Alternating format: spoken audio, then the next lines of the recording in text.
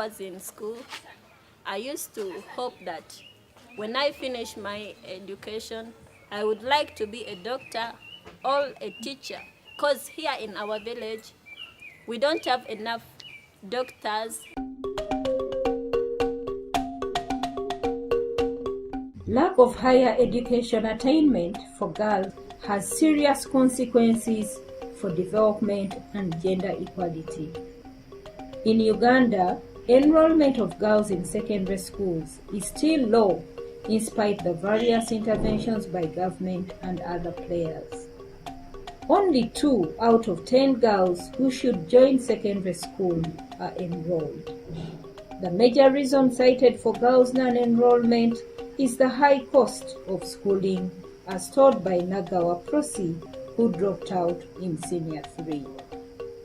When I was in Senior 3, my mom used to be a farmer. He used to grow maize and he sold it to the nearby village. But time came when he felt sick and she couldn't cultivate. So we decided to drop out from school. And even you saw my young sister. She dropped out when she was in P7. When girls drop out of school, they are not only exposed to early sexual activity, but they are deprived of opportunity for economic empowerment. In Uganda, we have a challenge that much as we have universal primary education and universal secondary education, where girls, it gives opportunity for girls to stay in school right from primary through secondary and probably up to college and university. But because of various challenges, girls drop out of school. The completion rate of girls compared to that of boys is low. And this is because there are so many factors. One is begin with the society's attitude towards the education of the girl child. If resources within the family are not favorable, then they give preference to the boys. Even within the context of universal free education in both primary and secondary, so you still find that families have to incur a cost. And if they can't meet the cost, then the girls drop out of school. To help girls realize their dreams, Mrs. Evelyn Oketa has rendered over 20 years of service as a teacher and school administrator. She has tirelessly counseled girls who have had challenges while at school and shares her experience. I would follow up why somebody has dropped out, why someone is not attending. I found it was so useful to find out where a girl stays, what the problem is. And I encourage them to be open with me, to confide in me and tell me the truth.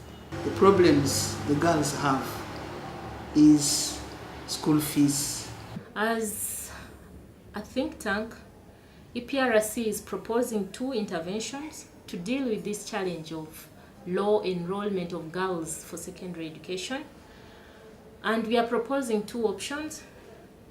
One is providing tuition for the girls to be able to attend secondary education in public day schools, because generally public day schools are cheaper compared to boarding schools.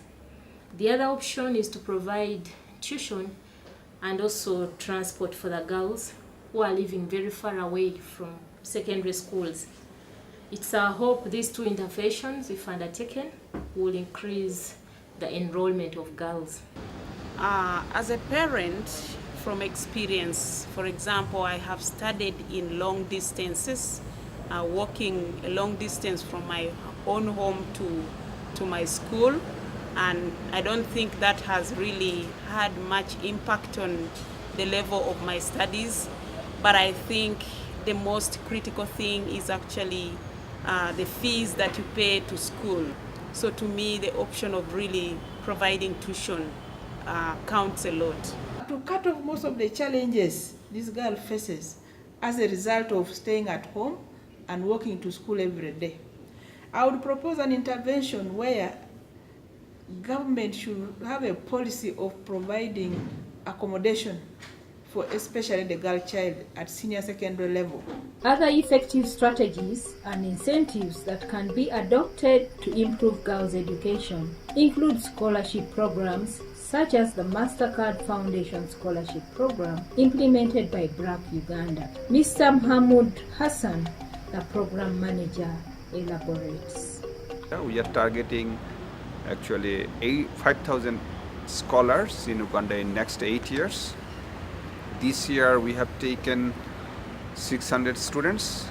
In O level we have taken 485, and out of the total students, say 485, 58% are girl students, and in A level 31 point something is girl student. And we give holistic support to our scholars, including learning materials, tuition, boarding, lodging cost, and pocket money.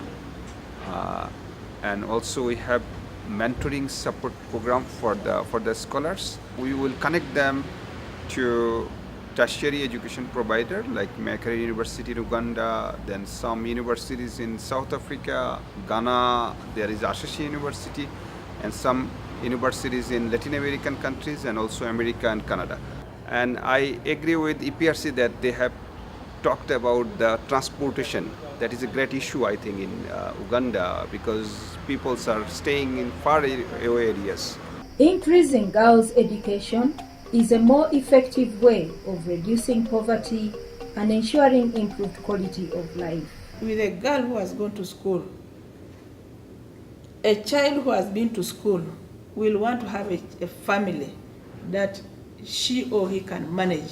So this is one of the areas that could be addressed also by keeping these children at school. The government of Uganda should therefore support interventions that are based on evidence and successfully tested elsewhere to retain girls at school.